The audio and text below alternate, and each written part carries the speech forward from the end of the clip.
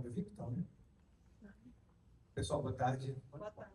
Obrigado pela presença de vocês aqui. Né? Nós agora vamos falar um pouquinho sobre a questão das cotas, né? Tanto da inclusão no PCDs, como também da aprendizagem.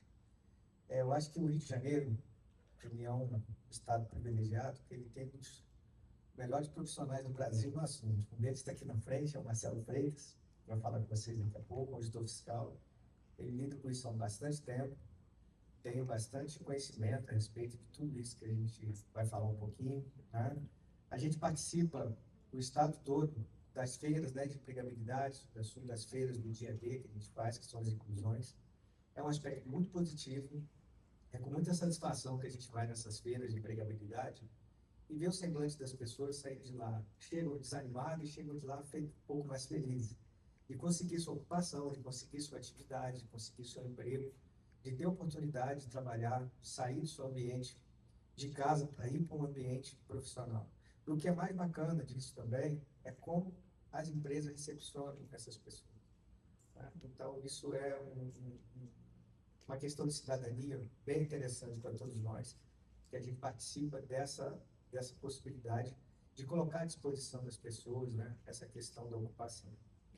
Então, assim, sem delongas, porque uma matéria bem interessante, vou passar aqui para o Marcelo, para ele proferir sua palestra. Tá? Marcelo, boa sorte. Obrigado. Pode falar assim. Gente, eu vou subir, porque eu sou baixinho, para as pessoas de trás poderem me ver.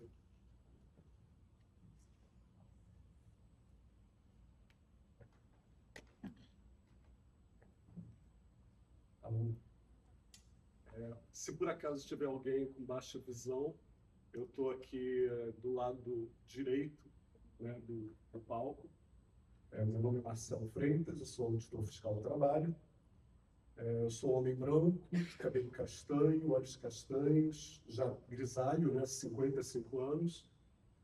Estou usando um terno preto, uma camisa social branca. A gente pode... Antes, deixa eu fazer uma perguntinha para vocês. Vocês têm algum médico do trabalho aqui, assistente social? Todo mundo é do RH? Isso? Ótimo. Então, posso falar mal do pessoal de saúde, né? Sem problema. Ótimo. Vamos lá. Bom, eu acho que vocês, a maior parte... Quem é que não conhece a lei de cotas para pessoa com deficiência? Levanta a mão. Ninguém? Da próxima vez eu vou fazer a pergunta ao inverso. Quem conhece a lei de cotas aqui, por favor, levanta a mão. Ótimo, gente. Então, vamos lá. Essa lei, ela é de 1991. O Brasil é signatário de duas convenções da ONU, né, que lidam sobre esse tema. E essa lei de 91, ela veio por causa da questão do reabilitado, do INSS, do beneficiário reabilitado, e colocaram também a pessoa com deficiência junto. Tanto que essa lei é a lei orgânica dos benefícios do INSS. Né? E aí, nesse artigo, você fala que as empresas com 100 ou mais empregados têm que ter um percentual de reserva para pessoas com deficiência ou reabilitados do INSS. Bom, e quem é a pessoa com deficiência? O critério, né, de o que é a pessoa com deficiência para efeito dessa lei está na Convenção da ONU, está também na LBI. Qual é a definição? É a pessoa que tem um impedimento de longo prazo de natureza física, mental, intelectual ou sensorial, o qual a interação com uma ou mais barreiras pode obstruir sua participação plena e efetiva na sociedade. Até então, gente, a gente tinha um critério que era médico, que era baseado, inclusive as pessoas falavam muito de CID, né, qual é o diagnóstico da pessoa. E agora não, agora é baseado nas limitações e impedimentos que aquela pessoa tem. E para vocês, qual é a rotina da admissão dessa pessoa, né? A pessoa com deficiência, ela tem um laudo. Esse laudo pode ser de qualquer profissional de saúde de nível superior. Não precisa ser um médico. Pode ser um psicólogo, pode ser um fonoaudiólogo, pode ser um fisioterapeuta. Obviamente, cada um dentro da especialidade dele, né? Você não vai ter um fisioterapeuta fazendo um laudo de uma deficiência visual, por exemplo, né? Aí esse laudo vai passar normalmente pelo médico do trabalho, pelo setor de medicina do trabalho da empresa. O médico vai avaliar aquele laudo, né, fazer a avaliação. De repente pode pedir exames complementares. E aí faz esse diagrama horrível que fui eu que fiz, gente. A gente tem um modelinho de laudo que a gente apresenta. Perdão, isso aqui não é laudo. Isso aqui é o modelo do laudo caracterizador, tá? Que a gente disponibiliza no site quando a gente manda a notificação para as empresas. E por que a gente fez isso? Porque tinha muitas empresas que apresentavam uma dificuldade em se adaptar a esse novo modelo de limitações e impedimentos. Tá? Tinha muitos profissionais ainda muito focados nessa questão de diagnóstico. Aí eu vou passar isso aqui rapidinho, gente, mas só para vocês verem que no início, né, você tem a qualificação da pessoa, a descrição dos impedimentos e das limitações. Aqui você tem algumas opções mais comuns de quando é uma deficiência física. Aqui um quadrinho também para deficiência quando é auditiva, inclusive já atualizado com a questão da surdez unilateral total, tá? E aí com as frequências que a gente considera, né, para ser considerado uma pessoa com deficiência. A deficiência visual, a mesma coisa, a gente também está aqui com a visão monocular também já contemplada aqui. Isso é porque eu estou passando rápido porque eu acho que isso não é o foco de vocês, porque não são vocês que fazem a caracterização, né? Mas é interessante vocês conhecerem isso. Esse PowerPoint está disponibilizado já ali, tá? Já foi feito a cópia. Deficiência intelectual, deficiência mental, que é psicossocial, né? Que a gente chama de psicossocial. Inclusive já com a lei ali que fala do TEA, né? Que é o transtorno do espectro autista. E aí você vê o seguinte, quando é feito o laudo, né, do profissional, né, ele tem que indicar, nesses casos, gente, quais são as habilidades daquela pessoa que estão impactadas. Então, por exemplo, tem que falar se é comunicação, se é o cuidado pessoal, se são as habilidades acadêmicas, sociais. Porque assim, a gente já recebeu o laudo onde o profissional, né, de saúde simplesmente tirava assim, fulaninho tem... normalmente vem assim, do transtorno do espectro autista e CID e tal. Isso não é laudo, né?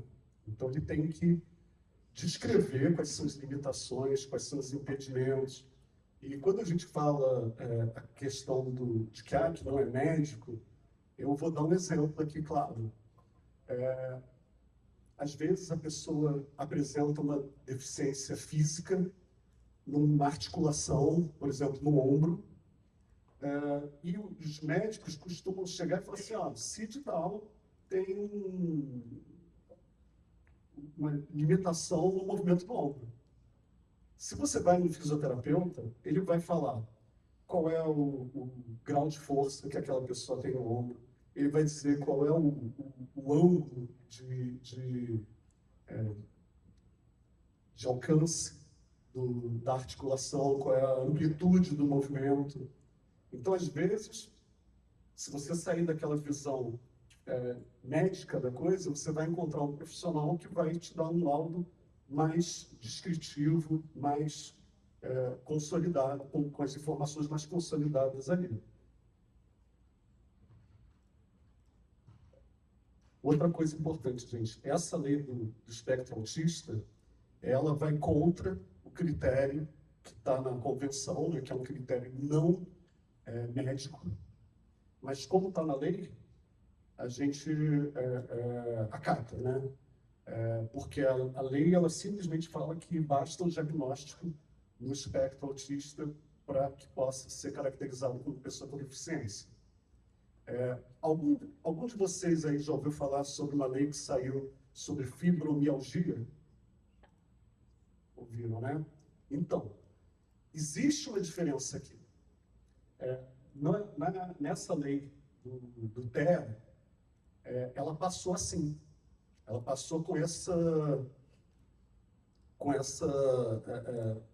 descrição, né? De que bastava ser diagnosticado como transtorno de espectro autista para poder fazer parte fazer jus à cota, né? A fibromialgia, a gente conseguiu trabalhar no Congresso e na lei fala que a pessoa com fibromialgia vai ser considerada pessoa com deficiência se atender aos critérios da Lei Brasileira de Inclusão. Ou seja, foi uma lei que não mudou absolutamente nada. Porque continua a mesma coisa. Se ela tiver limitações e impedimentos, ela vai fazer parte da cota. Se ela não tiver limitações e impedimentos, ela não vai fazer parte da cota. Por quê? Porque existem diferentes graus de gravidade, né? Grau de intensidade daquela condição. Uma pessoa que está com um grau mais intenso, ela vai entrar na cota. Agora, uma pessoa que tiver na modalidade mais leve, ela não vai ter as mesmas limitações, os mesmos impedimentos, não justificando a inclusão dela na cota, tá, gente? Bom, exatamente aqui eu falando sobre isso, sobre a questão da fibromialgia. Deixa eu só ver, isso aqui. Vocês veem aqui que fala ali, ó, no artigo 1º, como ela é condicionada à realização de avaliação biopsicossocial por equipe multiprofissional interdisciplinar, que é o que está na LBI. Inclusive, a LBI, ela prevê o diagnóstico, né, a avaliação biopsicossocial multifuncional, e também previa, a LBI de 2015, ela previa que fosse feito um instrumento de avaliação. Só que a gente aqui, já 11 anos depois, esse instrumento de avaliação não saiu, tá? Então, hoje em dia, ainda basta aquela questão da descrição das limitações e impedimentos, porque o instrumento de avaliação não foi ainda formalizado, né? Se tivesse alguém aqui da área de saúde, eu ia explicar o que aconteceu, mas acho que para vocês não vai fazer muita diferença, não. Bom, a cota ela é para pessoas com deficiência e reabilitados do INSS. Uma coisa que as pessoas costumam confundir é que nem toda pessoa com deficiência, ou melhor, nem todo reabilitado do INSS é uma pessoa com deficiência. Porque o reabilitado do INSS é aquela pessoa que, por algum motivo, alguma situação, ela se afastou do trabalho, ficou afastada pelo INSS e depois ela retornou. Retornou com uma limitação para aquele cargo ou função que ela tinha antes. E então ela faz essa reabilitação para poder desempenhar outra função dentro da empresa. Então, vou dar um exemplo. Uma pessoa que teve LER, né, que é aquela lesão por esforço repetitivo. Aquela pessoa não possui uma limitação, um impedimento para a vida social, para o trabalho. Ela só não pode exercer uma função onde ela fique repetindo aqueles movimentos que podem voltar a ativar aquela lesão que ela tinha. Mas ela pode trabalhar em qualquer outra função, sem nenhuma limitação de impedimento. Mas ela tem direito também a essa reserva de vaga, porque ela é um reabilitado do INSS. Né? O reabilitado do INSS, o INSS dá um certificado. Esse certificado, hoje em dia, você tem até como... antigamente era uma coisa horrorosa, que era um papel, que para você saber se aquilo era verdade ou não, você tinha que ir na agência onde aquele trabalhador fez a reabilitação, porque ficava numa pastinha, né? Hoje em dia, não. Hoje em dia, isso está digitalizado e ele vem até com um código para você conferir a validade daquele certificado. Tá? E aquele reabilitado, ele vai ser reabilitado não só na empresa que ele estava, mas para sempre. Então, se vocês receberem uma pessoa que está procurando a vaga e ela tiver a certidão de reabilitação do INSS, aí ele pode contar para a vaga, você não precisa de laudo nenhum, basta o certificado, tá? Ainda que, na verdade, ainda que ele seja uma pessoa com deficiência, bastaria o certificado. Não precisaria de mais nada.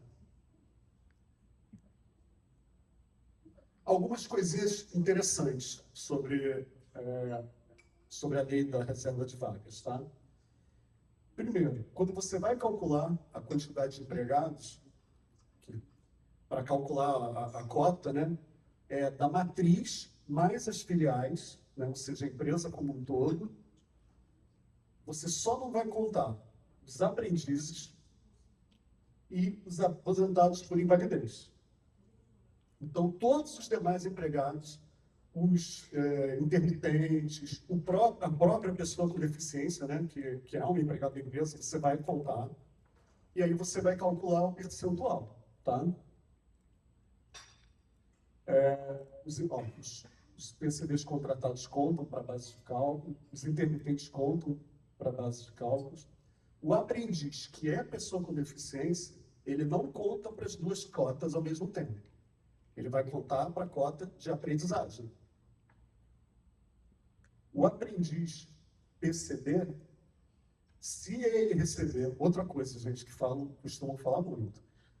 Que a pessoa com deficiência recebe o BPC. Não é assim, tá? Porque para você receber o BPC, você tem que preencher várias condições, né? Inclusive a condição da renda familiar, o que já restringe muito quem recebe o benefício de prestação continuada, tá? E o aprendiz PCD, quando ele é contratado, né, como aprendiz, ele acumula o que ele recebeu como aprendiz com o benefício de prestação continuada, ou seja, ele não perde o benefício de prestação continuada.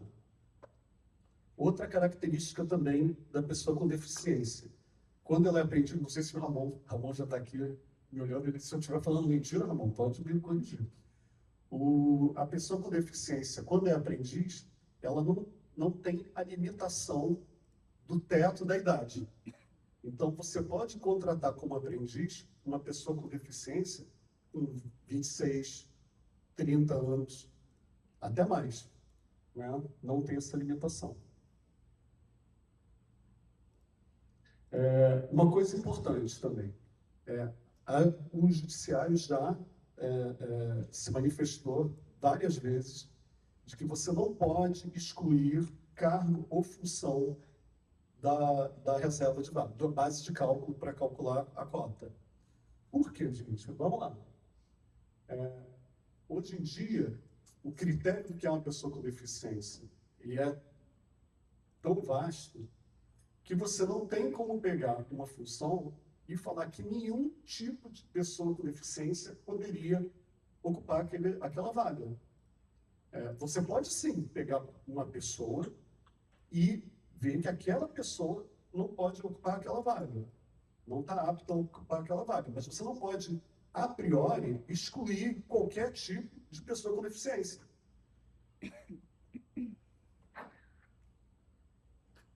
Gente, olha só, se alguém tiver pergunta, eu estou indo rapidinho, só para... porque tem muita coisa, né? Então, se vocês tiverem uma pergunta, vocês podem interromper, tá bom? Outra coisa, você também não pode, através de acordo ou convenção coletiva, transigir sobre a questão da cota, restringindo ela. Você pode até aumentar, mas você não pode diminuir. Por quê? Porque isso está nas próprias CLT, no item que fala do que pode ser negociado em convenção ou acordo coletivo. E fala lá no inciso 22 que não pode ser fruto, né, de convenção convenção ou acordo coletivo, proibição de qualquer discriminação no tocante a salário e critérios de admissão do trabalhador com deficiência. Ou seja, você não pode restringir o acesso desse grupo ao trabalho, tá? E você diminuir a cota seria uma forma de restringir. Trabalho intermitente. Isso aqui, na verdade, é só para reforçar que o trabalhador intermitente, ele conta para a base de cálculo, mas o trabalhador PCD intermitente não conta para a cota. Por que isso foi feito, gente? Porque a intenção da lei é a inclusão. E o intermitente, ele não vive, não está integrado à vivência da empresa, né? Ele é um intermitente, ele é eventual ali na empresa, tá? Bom, isso aqui eu já adiantei, né, que eu falei sobre o benefício de prestação continuada e o que acontece com a pessoa com deficiência que eventualmente recebe esse benefício de prestação continuada é que quando ela é contratada, o benefício é suspenso.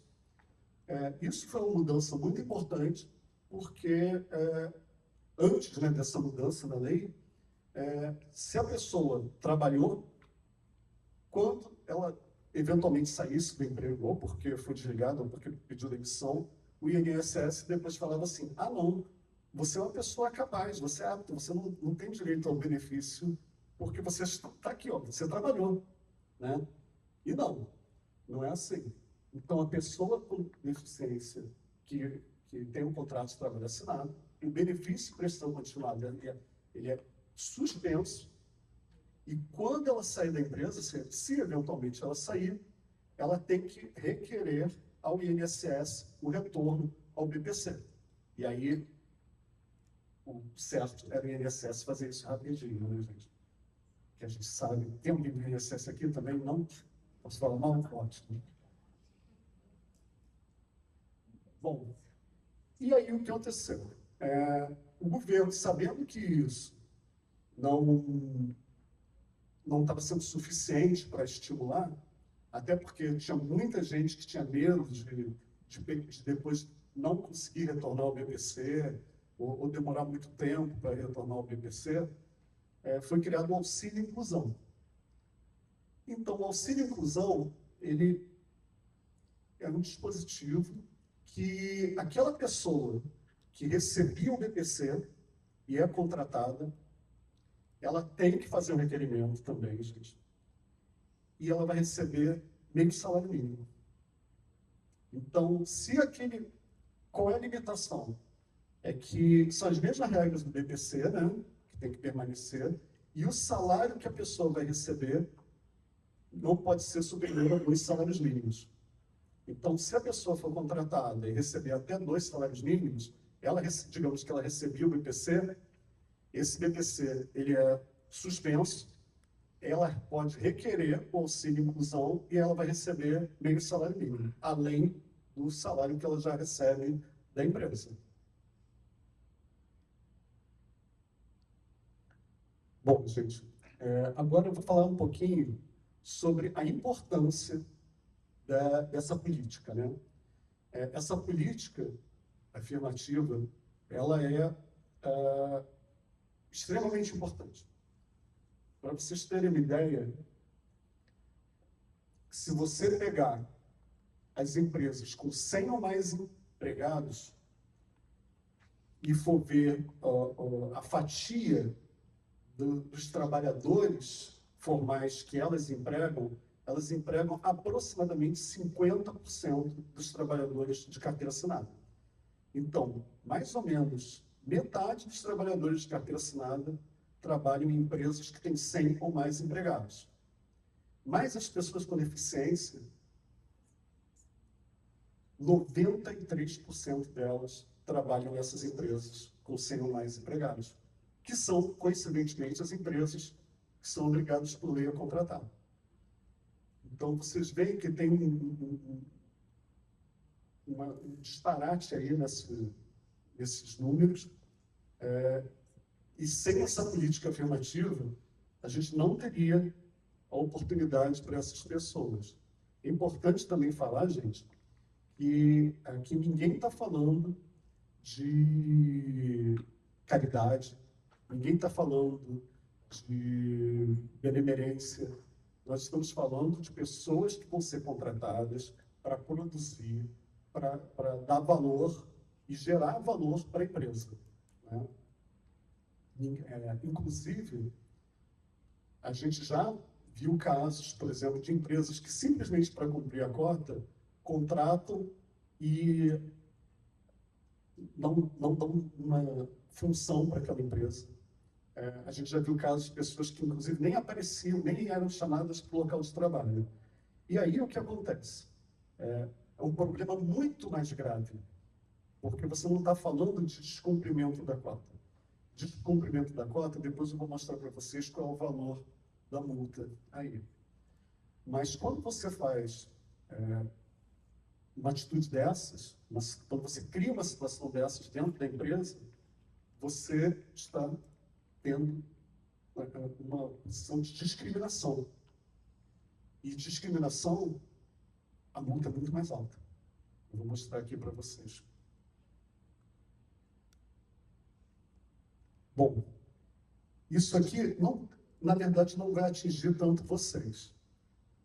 Talvez atinja porque isso criou uma demanda no mercado que antes não havia, porque tinham empresas que eram muito reagiam negativamente a contratar pessoas com deficiência. Só que a lei de licitações e contratos, a nova lei, ela exige que para as empresas firmarem contrato, participarem de licitação com o governo, elas têm que demonstrar que estão cumprindo as cotas, tanto de aprendizagem quanto de pessoas com deficiência. Então, o que acontece? Se a empresa não tiver com essas cotas em dia, ela não vai conseguir tirar a certidão, então ela não vai conseguir participar de licitação. E ao longo do contrato, o gestor do contrato ele vai verificar periodicamente se aquela empresa permanece com essas cotas em dia. E aí o que aconteceu? Do ano passado para cá, tinha empresas que não costumavam contratar, principalmente essas empresas de conservação, limpeza, que prestam serviço para outras empresas, principalmente para o governo, que passaram a contratar por causa dessa legislação. Então, isso pode impactar vocês no sentido de dificultar a oferta, né, dessas pessoas no mercado de trabalho. Bom, gente, isso aqui é exatamente o que eu falei. As empresas, para participarem de licitações, né, elas tiram a certidão. É uma certidão pública, ela não vem com nenhuma informação sigilosa, ela só diz se a empresa está cumprindo ou não. Inclusive, eu fiquei todo orgulhoso que eu consegui fazer esse QR Code da sexta-feira. Aí vi aqui o PowerPoint da Ana Arcade de manhã, que tinha fundo de tela, não sei se vocês viram, né? Animado, não sei o que, eu fiquei até envergonhado, mas, pois é, eu sou uma pessoa do século passado, né? Então, Depois, se alguém tiver curiosidade e testar se o link está funcionando, tomara que esteja funcionando aqui. Mas facilita porque não precisa copiar, cheio de erros, né, de português e traço. Aí o QR Code fica mais fácil. Posso mudar, gente? Alguém quer? Não. Inclusive, essa lei de licitações, não sei se vocês viram, é de 1º de abril, né? Que já diz muito, né, sobre essa lei. Bom, vamos lá. Aqui tem algumas estatísticas para a gente brincar um pouquinho com os números, tá? No Rio de Janeiro, a gente tem, de acordo com dados do E-Social de dezembro de 2025, 62%, quase 62%, 61,98% das vagas destinadas à pessoa com deficiência estão ocupadas. Quando eu entrei como coordenador, em 2017, esse percentual era de mais ou menos os 35%. Então, você vê, 9 anos depois, a gente caminhou, assim, não está uma maravilha, mas a gente teve um avanço significativo. Isso aqui também é só para vocês terem... Isso aqui, gente, eu estou falando do estado do Rio de Janeiro, tá? Isso aqui é para vocês terem uma ideia. Ano passado, a gente fiscalizou 1.200 empresas. Foram registrados, durante a ação fiscal, 4.000 pessoas com deficiência. E foram lavrados 870 autos de infração pelo não cumprimento da cota. Você tem um recorte da hotelaria? Oi? Você tem um recorte da hotelaria? Eu não puxei, devia ter puxado do meu recorte da hotelaria. Mas não, mas aí... pode ficar bem a foto, né, gente? Próxima vez eu faço esse recorte pela atividade de filme aqui. Bom, isso aqui é para vocês terem ideia do valor da multa. A multa ela é calculada com base na quantidade de vagas não ocupadas. Então, digamos que uma empresa tem uma cota de 10 pessoas com deficiência reabilitadas e ela só tem 5. Perdão, deixa eu colocar uma coisa. Ela só tem 6. Então, vai ser esse valor vezes 4. Né? Esse valor tem um valor mínimo e um valor máximo. Só que quem calcula esse valor mínimo e o máximo ali é um programinha. Tem umas regrinhas lá de se tem residência, não sei o quê, mas aí na lei só está o mínimo, né, que é o valor individual, e o máximo que chega a 349 mil reais. Isso, inclusive,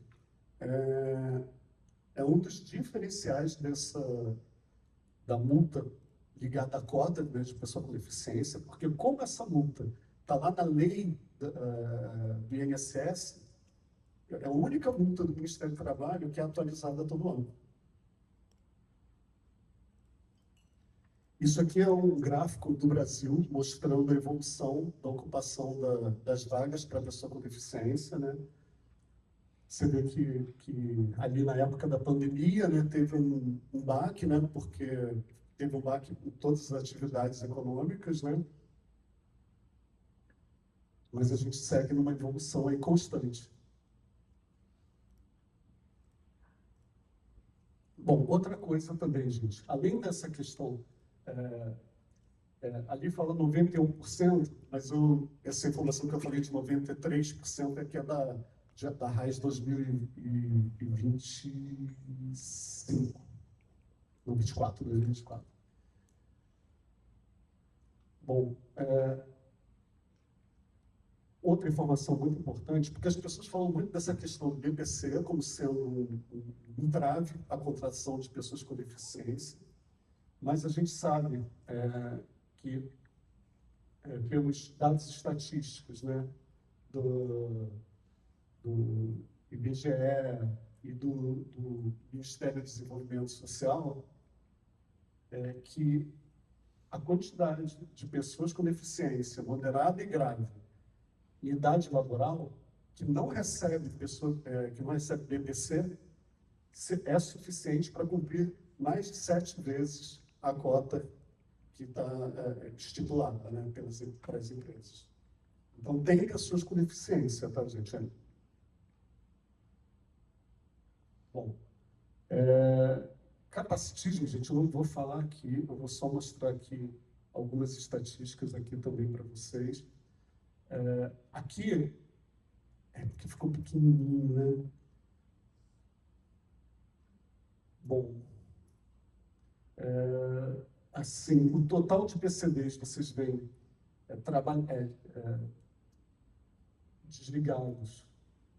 Ali são os desligados, ali são os contratados, e vocês veem aqui, aqui não tem, aqui tem aquele negócio.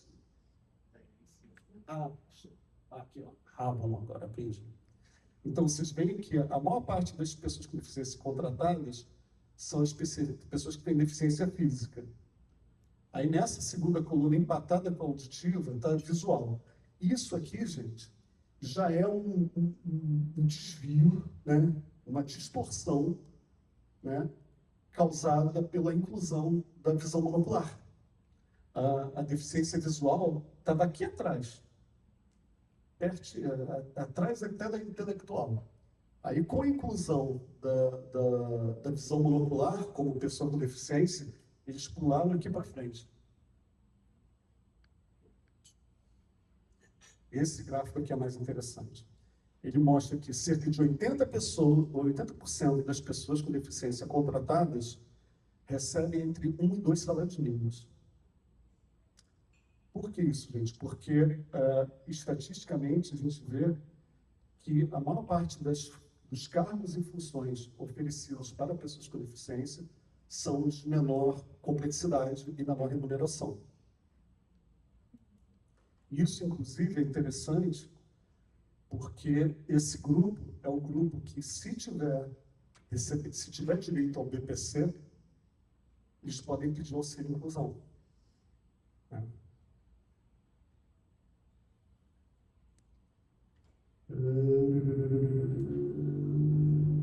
Bom, eu costumo contar uns casos aqui sobre essa questão do capacitismo que ilustram bem a situação.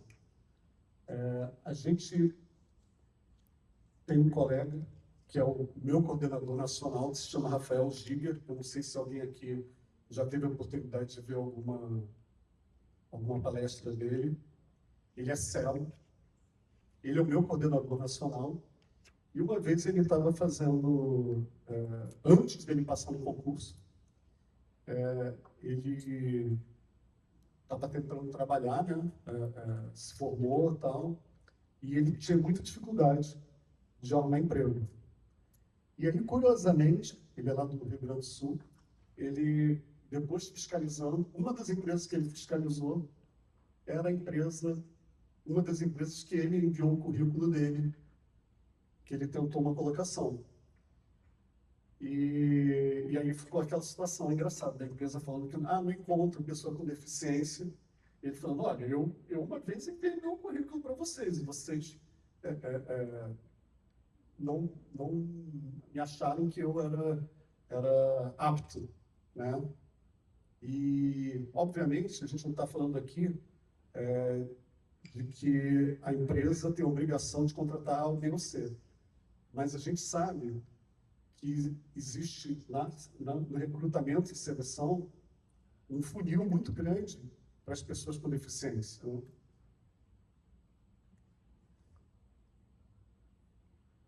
Um outro exemplo que a gente viu também, isso aqui foi antes da pandemia, gente, saiu no UOL uma matéria sobre um médico cego. E ele conta que ele, quando estava na faculdade, ele era uma doença degenerativa, né? Então ele já tinha baixa visão e foi ficando cego ao longo da faculdade.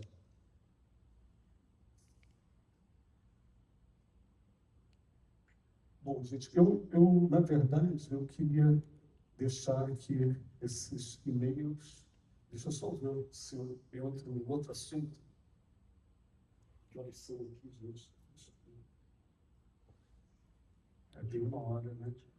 Então, acho melhor, eu ia falar aqui um pouquinho sobre acessibilidade. Dá tempo? Não sei. Que horas são? Dá tempo? Então, vou falar aqui bem rapidinho sobre acessibilidade, gente. Outra obrigação das empresas é de promover acessibilidade no ambiente de trabalho.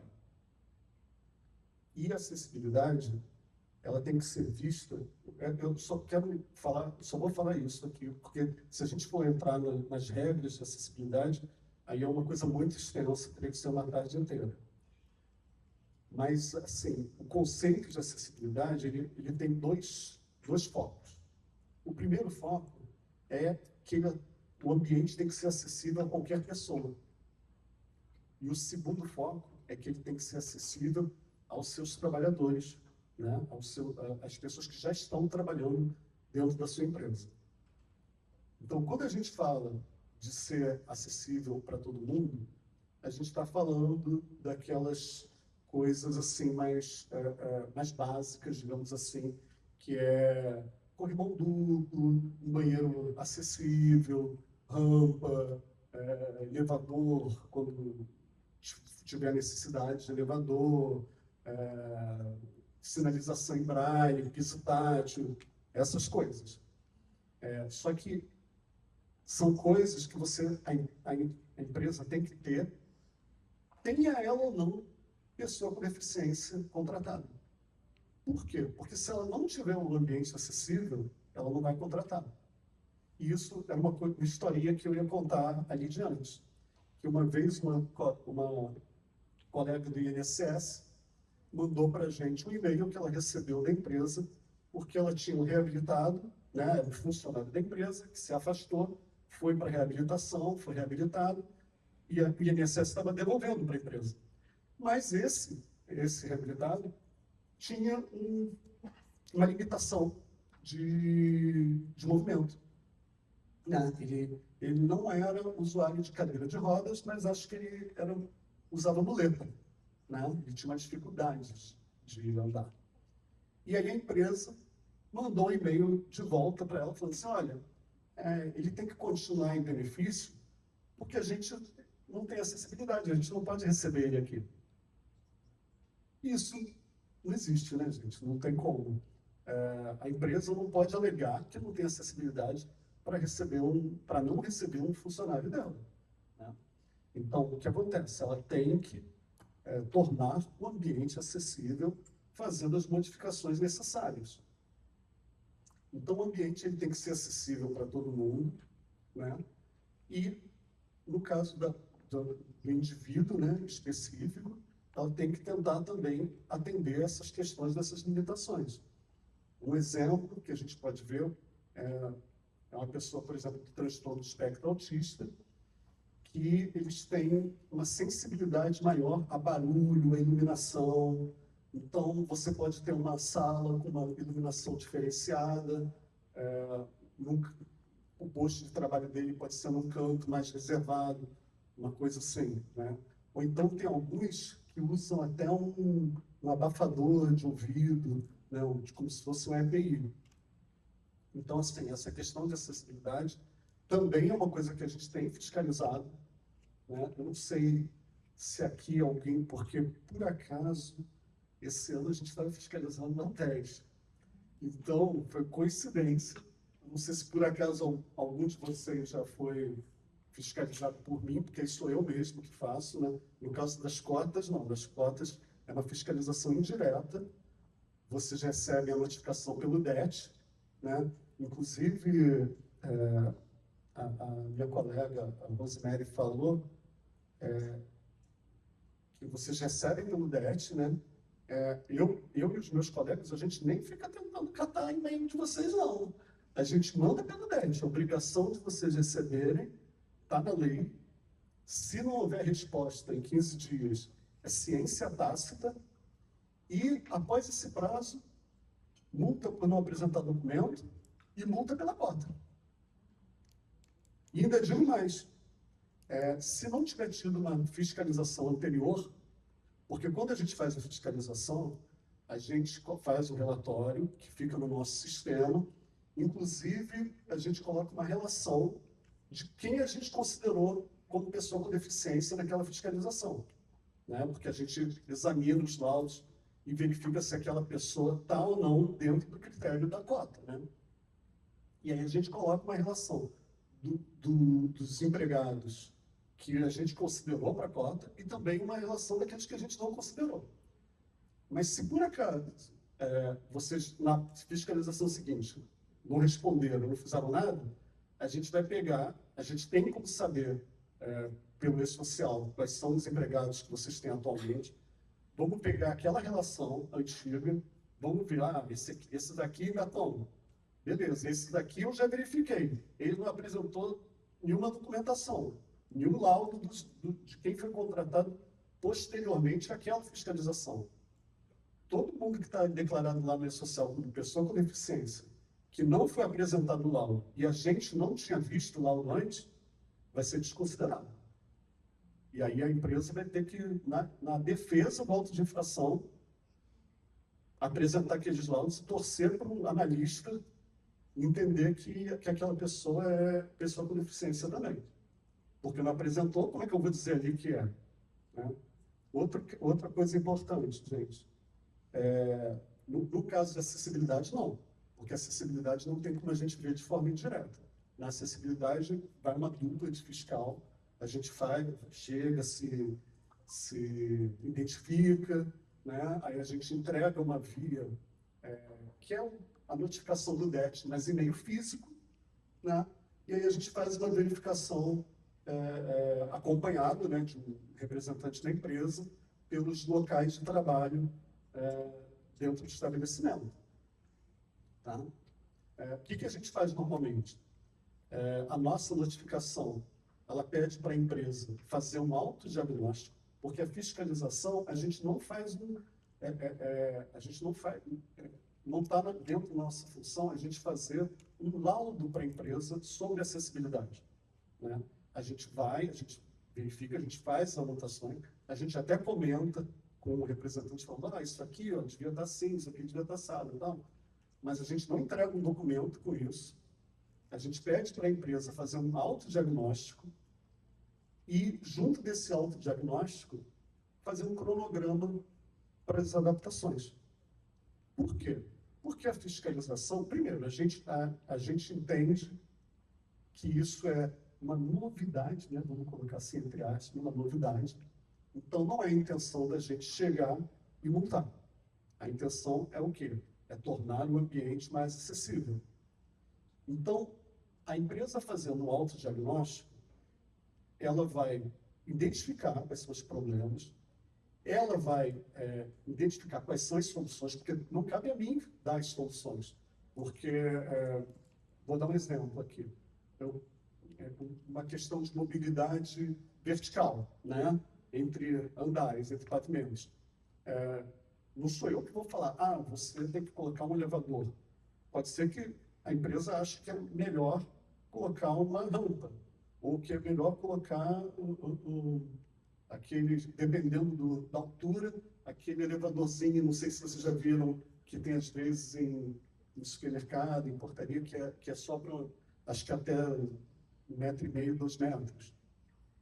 E então, assim, a solução daquela não conformidade é a própria empresa que tem que estudar e que tem que chegar a uma conclusão.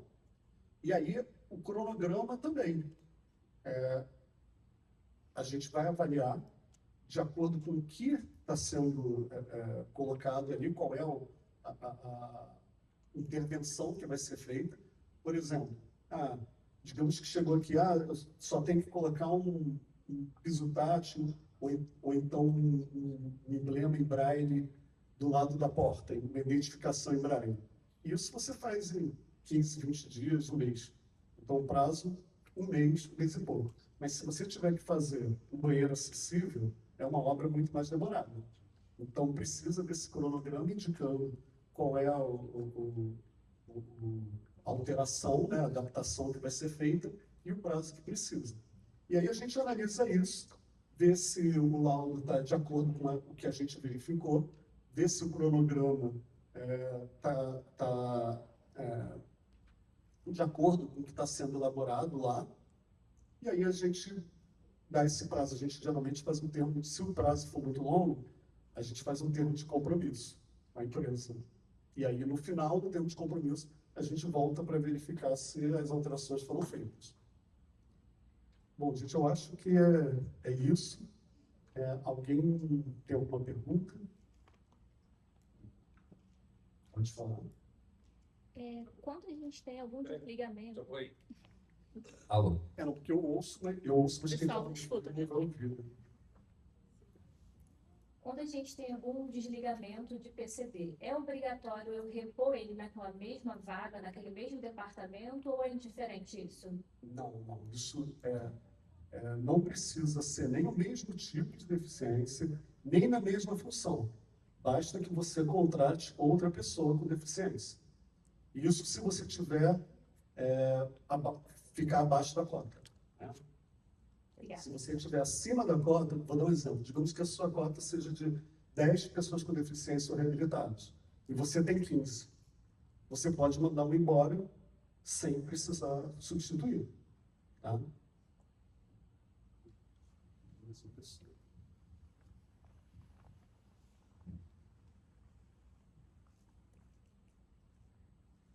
Existe um prazo para instituição, para, no caso, por exemplo, um colaborador solicitou desligamento ou aconteceu uma infeliz eventualidade que levou a uma justa causa? Existe um prazo? Bom, vamos lá. Engraçado, eu sabia que essa era a próxima pergunta. A lei, ela não fala explicitamente num prazo. E aí, qual foi, na falta de um porque a lei fala, tem que ser, ainda fala substituição prévia na lei. Então, assim, para tornar a coisa possível, né? A gente acabou tendo que criar um critério, a fiscalização. Então, qual o critério que a gente estabeleceu? Vamos lá. Digamos que a ideia é que vocês contrataram alguém para substituir aquela pessoa que foi desligada. Então, o que a gente poderia pensar? Antes do desligamento, até 90 dias, que é o contrato de experiência. Né? Você sabe que vai desligar aquela pessoa, então você contrata alguém para substituí-la. Mas você contrata um contrato de experiência. Até 90 dias. Então, o que a gente considera que é uma pessoa que está sendo contratada para substituir aquela, porque, como eu falei, não precisa ser na mesma. Se fosse na mesma função, o mesmo tipo de deficiência, era fácil fazer o link de quem está substituindo quem. Né? Então, qual seria o critério, já que não são esses, né, de tipo de deficiência ou função? É o tempo. Então, assim, até 90 dias antes, e até 30 dias depois, por causa do aviso prévio. Né?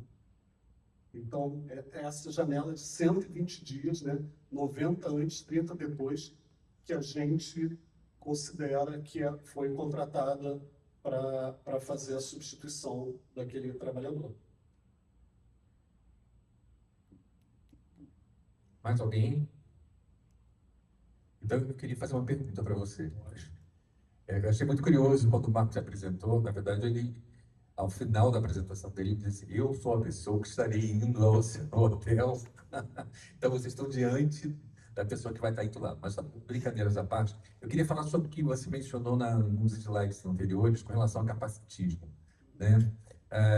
A gente vê o governo, né, criando a questão das cotas para as empresas, e a contrapartida com relação à preparação dessa mão de obra, se você pode estar trazendo essa informação para a gente, assim, a gente está cobrando isso, está trazendo, e em contrapartida a gente está fazendo isso. Uma das grandes dificuldades que os hotéis têm, eu digo pelo nosso setor que a gente conhece melhor, é de encontrar essa mão de obra.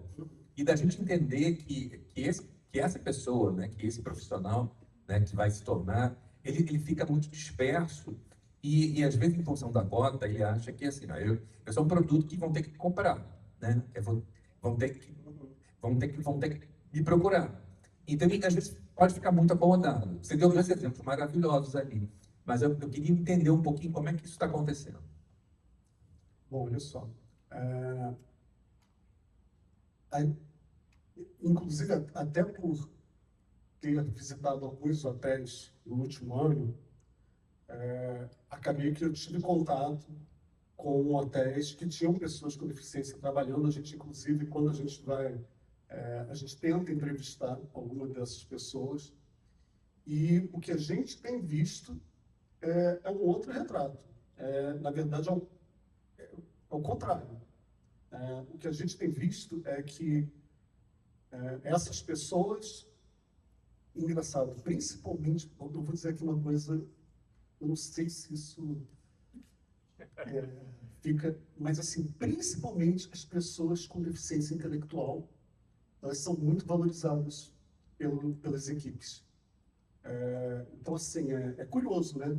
Porque a gente acha que é um grupo que é um dos que mais vai ser discriminado, e todas as vezes que a gente foi numa empresa e tinha uma pessoa com deficiência intelectual, aquela pessoa você via que era um foco de atenção ali. Mas assim, eu não quero, com isso, generalizar, né? O que as pessoas têm que entender é que a pessoa com deficiência é uma pessoa como as outras.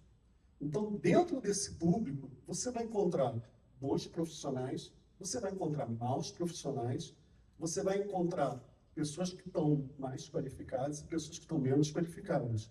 E, estatisticamente falando, a gente, no Brasil, a gente tem um problema de qualificação de mão de obra, e as pessoas com deficiência não são um grupo estranho a isso. Eles também vão ter problema de qualificação, né? Então, assim, o que eu acho a palavra-chave, na verdade, foi a palavra que o presidente daqui falou, né? No almoço. O José Domingo. Isso. Que ele falou que quando ele está fazendo uma seleção, mais importante para ele é ele ver o potencial daquela pessoa, qual é principalmente na área que vocês atuam, né? O nível de empatia. Ah, não, foi o Neto Moreira que falou com a gente lá em cima, agora no almoço, não foi? Ah, não, isso foi no almoço, foi no almoço. Tá? Por isso que eu falei, ele é o presidente. É o diretor. Diretor, perdão, diretor. Eu falei presidente, diretor. Então, assim, se você encontra uma pessoa que tem um potencial, seja ela uma pessoa com deficiência ou não, vale a pena a empresa qualificar ele. A gente, inclusive, não foi por acaso que eu coloquei aqui na minha apresentação aquelas informações sobre aprendizagem, porque a aprendizagem é a melhor forma de inclusão de contratação de um profissional. Por quê? Porque durante o programa de aprendizagem, o Ramon aqui depois vai bater que eu estou fazendo propaganda do projeto dele.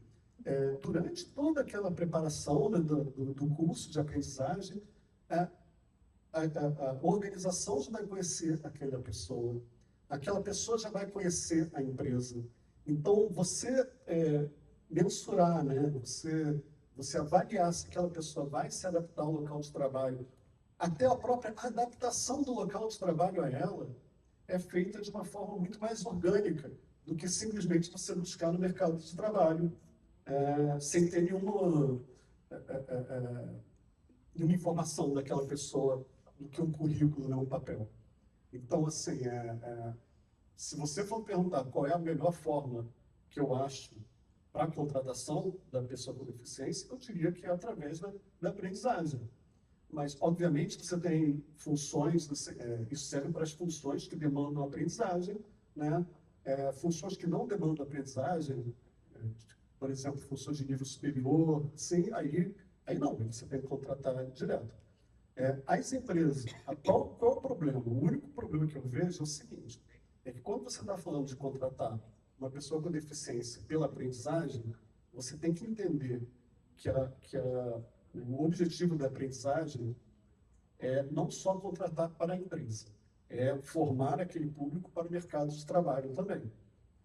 Mas no caso da pessoa com deficiência, não, você vai ter que estar pensando que aquilo não é para formar para o mercado de trabalho, é formar para você. Então você não pode contratar aquela pessoa num curso de aprendizagem onde você não tenha a possibilidade de absorver. Senão ele vai passar pela aprendizagem e depois vai ser desligado. Aí não faz muito sentido, porque você não tem a capacidade de absorver.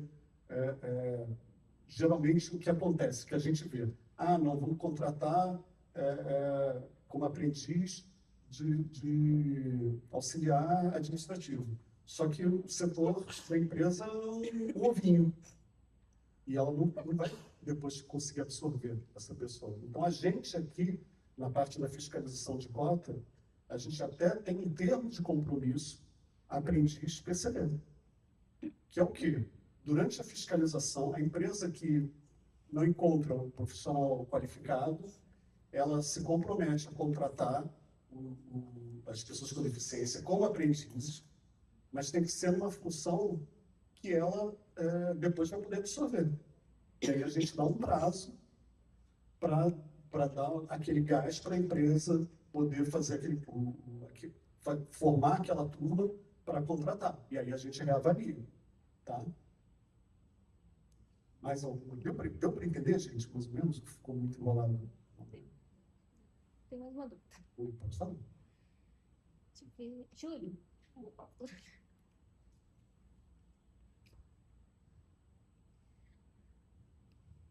Eu queria, na verdade, uma orientação, uma dica. Eu tive recentemente um desligamento de PCD, que ele se sentiu muito, como se estivesse sendo prejudicado e que a empresa não tivesse, de fato, sendo justa com ele. Mas durante todo o período que ele ficou na empresa, né, ele teve feedback, a gente tentou colocar ele em outro departamento e, de fato, ele não conseguiu se adaptar de acordo com as necessidades dele. Ele era um deficiente auditivo. Uhum. E a audição não prejudicava em nada a atividade que ele fazia. Mas, de fato, ele dava muitos problemas de relacionamento. Enfim, a gente deu feedbacks para ele e ele não conseguiu achar aquele desligamento justo. Você tem alguma dica que a gente possa, até mesmo como cautela, porque vai ser um funcionário que vai entrar na justiça achando que ele foi discriminado, alguma coisa que a gente possa fazer para que não fique essa situação, ou a gente consiga se resguardar de alguma forma? É difícil, né, eu explicar, porque, primeiro, porque eu não sei qual era o ambiente que ele trabalhava, com quem ele trabalhava, se era tipo de um setor fechado, se ele era uma coisa aberta. Assim, assim, se eu fosse dar um conselho, seria se documentar, né? Se, por exemplo, esses feedbacks que vocês deram para ele, se isso foi oral, ou se foi por e-mail, ou se foi por WhatsApp, se foi por e-mail ou WhatsApp, algum meio digital, seria guardar esses prints, né, de todo esse procedimento que vocês tiveram com ele, né? Porque é difícil, né? Quando é assim. A gente até sempre procurava fazer junto com a intérprete, né, para garantir o entendimento dele, que ele estava entendendo de fato o que a gente estava falando, para que a intenção dele melhorasse, de fato, e que a gente conseguisse que ele se mantesse lá, né? Era uma pessoa que poderia ficar, mas infelizmente no final acabou chegando no desligamento. Tá, bom, obrigada.